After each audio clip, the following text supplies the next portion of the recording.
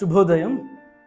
క్రీస్తు యేసునందు అత్యంత ప్రియమైన దేవుని బిడ్డలారా, సజీవుడు పునరుద్ధానటువంటి యేసు క్రీస్తు యొక్క పరిశుద్ధ నామములో మీ అందరికి కూడా ఉదయకాల శుభాలు తెలియజేస్తున్నాను.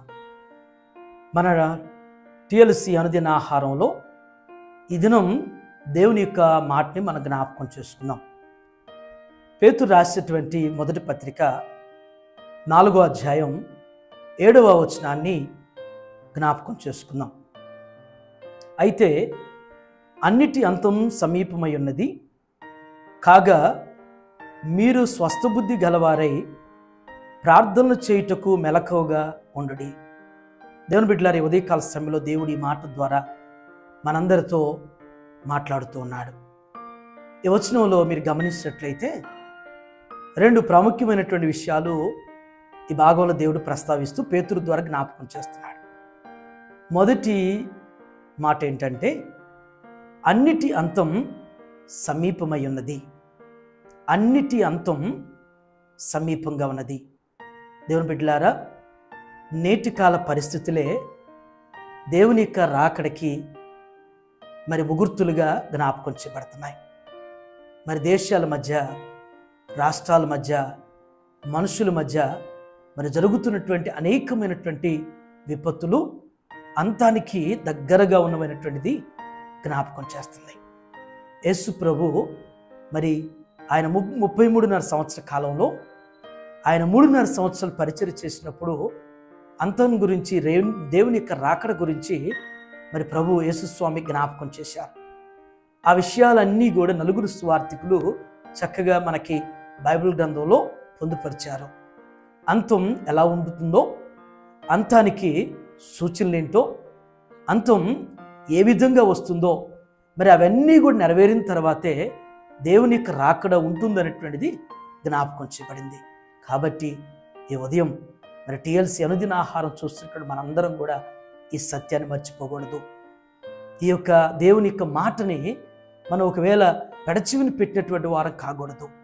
అన్నిటి అంతం సమీపంగా ఉంటుంది. ఈ ముగుర్తులే మనకి హెచ్చరికగా, జ్ఞాపకార్థంగా గుర్తు చేయబడుతున్నాయి.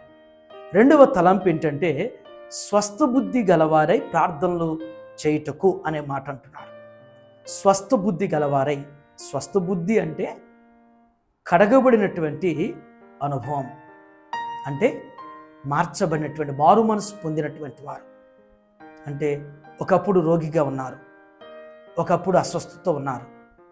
మరి అనారోగ్యం అనేటువంటిది పోయిన తర్వాత, ఆ వ్యాధి అనేటువంటిది పోయిన తర్వాత, కోలుకున్న తర్వాత అప్పుడు చెబుతాం, నేను స్వస్థత పొందాను, నేను బాగుపడ్డాను, నాకున్నటువంటి అస్వస్థత నుంచి నేను విడిపించబడ్డాను జ్ఞాపకం చేస్తాను. ఆత్మీయ జీవితంలో కూడా పేతురు భక్తుడు అంటున్నాడు, స్వస్థ బుద్ధి. ఇంతకు మునుపు దేవుని ఎరగనప్పుడు అది రోగబుద్ధిగా ఉన్నది, బలహీన బుద్ధిగా ఉన్నటువంటిది. మరి ఈ రోజున ఏదైనా నువ్వు దేవుణ్ణి అంగీకరించినటువంటి బిడ్డవై ఉంటే అది స్వస్థ బుద్ధి. ఈ స్వస్థ బుద్ధి కలిగినటువంటి వారుగా ప్రార్థనలు చేయుటకు మెలకువగా ఉండమని జ్ఞాపకం చేస్తున్నాడు. ఎందుకంటే దేవుని బిడ్డలారా, దేవుని రాకడ సమీపంగా ఉన్నదనేటువంటిది ఈ ముగుర్తులు జ్ఞాపకం చేయబడుతున్నప్పుడు మనం మెలకువగా ఉండి ప్రార్థన చేయాలి.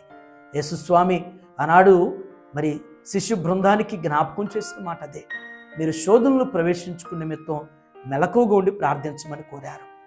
మరి నేడు ఆయన బిడ్డలైనటువంటి విశ్వాసులు మన అందరం కూడా మరి ఆధ్యాత్మిక మెలకువ, మరి ఆధ్యాత్మికంగా జాగ్రత్వం అనేటువంటిది, అంటే కునుకుపాటు అనేటువంటిది, లేకపోతే సోమరితనం అనేటువంటిది అది క్షేమం కాదు.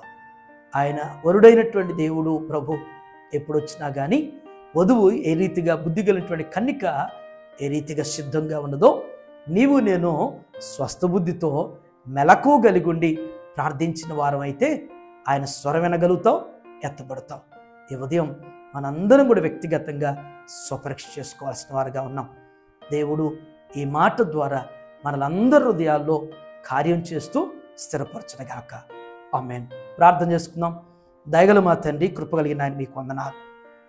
పేతురు మహానేశ్వరుడి ద్వారా నా తండ్రి, మీరు జ్ఞాపకం చేయించిన గొప్ప శ్రేష్టమైన హెచ్చరికను బట్టి మీకు వందనాలు. నిజమే ప్రభువా, అన్నిటి అంతం సమీపంగా ఉన్నది అనేటువంటిది ప్రస్తుత అనేకమైనటువంటి ముహూర్తుల ద్వారా మేము గమనించగలుగుతున్నాం.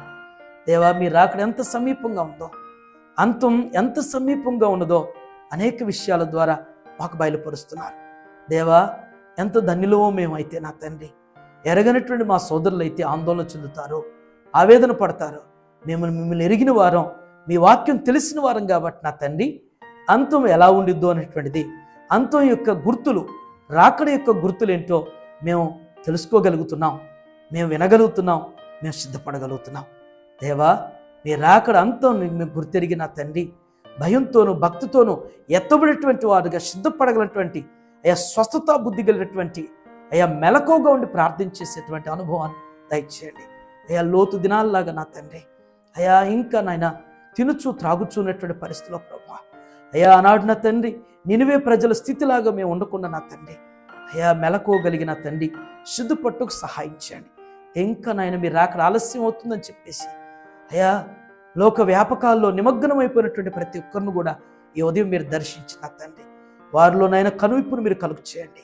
వారి హృదయాల్లోనైనా దేవ ఆశ్చర్యమైనటువంటి పెనుమార్పును వారికి అనుగ్రహిస్తూ మీ కృప చూపించిన తండ్రి, దేవ ఈ దినమంతానైనా మీ బిడ్డలకు తోడుగా ఉండి ఆయన ఆరోగ్యాలు, సకల సౌభాగ్యం, శాంతి, సమాధాన, సంతోష, సమృద్ధిని యేసు నామములో ప్రసాదించమని నజరేయుడైన యేసుక్రీస్తు నామమున అడుగుచున్నాం తండ్రి.